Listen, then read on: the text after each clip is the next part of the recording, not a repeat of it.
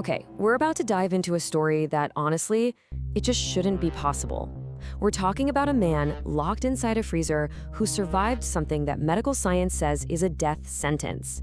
And get this isn't some movie script. It's a real, documented event that still has experts scratching their heads.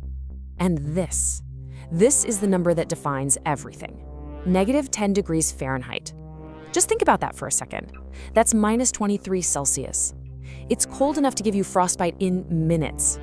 We're talking about the inside of a commercial freezer, a place literally designed to stop life, to freeze it solid, not to keep it going. So let's just put ourselves there for a moment. What happens when you're trapped in a place like that? You're completely alone. There's no way out. The very air you're breathing is actively trying to kill you. What does that do to your body? And maybe even more terrifying, what does it do to your mind? That's exactly what we're going to get into. And we're not talking about being stuck for an hour or even for a whole day. No, he was locked inside for more than 70 hours. Let that sink in. That is almost 3 full days in a deep freeze. We're going to follow that timeline from the initial shock to the confusion, the hallucinations, and right up to the very brink of death. All right, so how on earth does something like this even happen? Well, you have to go back to January 2015. We're at a food warehouse in Missouri. There's a 25-year-old guy just doing his job, working a night shift, restocking shelves, a totally ordinary night, until one tiny moment, one wrong step, turned into an absolute nightmare. It was just a perfect storm of everything going wrong at once.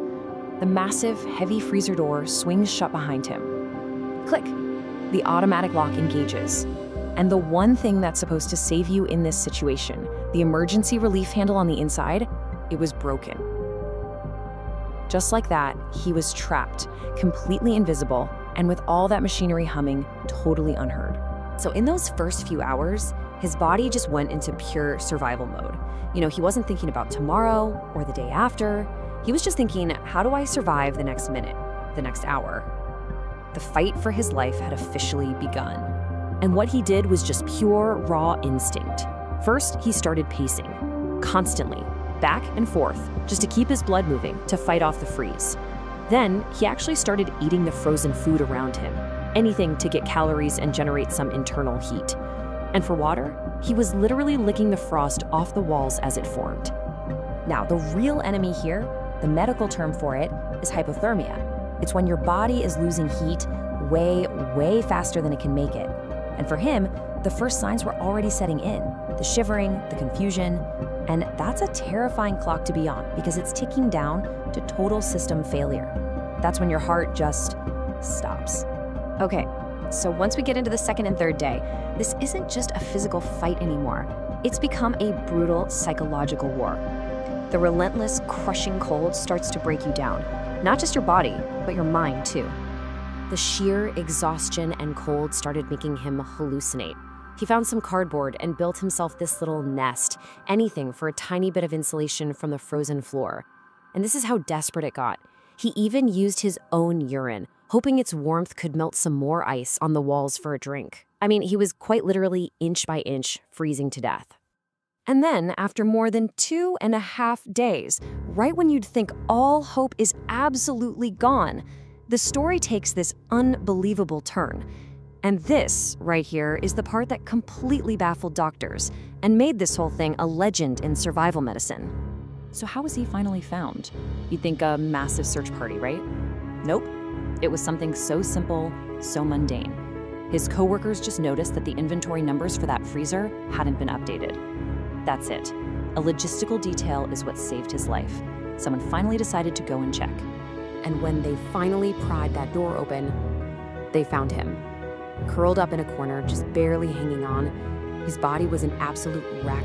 Severe hypothermia, severe frostbite, severe dehydration. Honestly, from a medical standpoint, he shouldn't have even been breathing. And this is why his story is considered a straight-up medical miracle. Let's look at the science.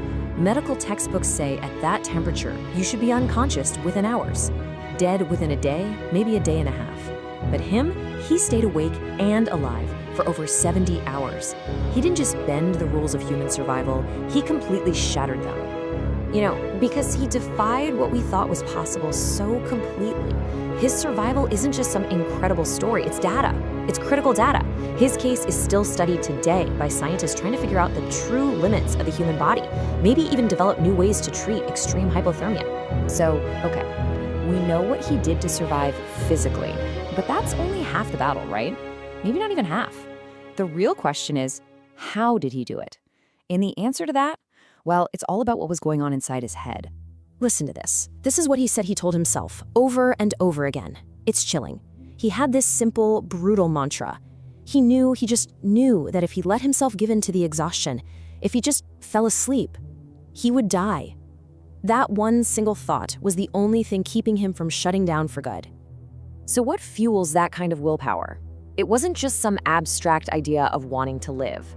For him, it was a very specific, incredibly powerful anchor, his family. Thinking about them was what gave him the reason to take one more step, to endure the pain, to fight the cold for just one more minute, and then one more hour. So in the end, what's the big takeaway here? I mean, we think we have a pretty good handle on the physical limits of the human body, but a story like this, it just proves we have almost no idea what the limits of the human will are. How far can a determined mind push a body that's failing?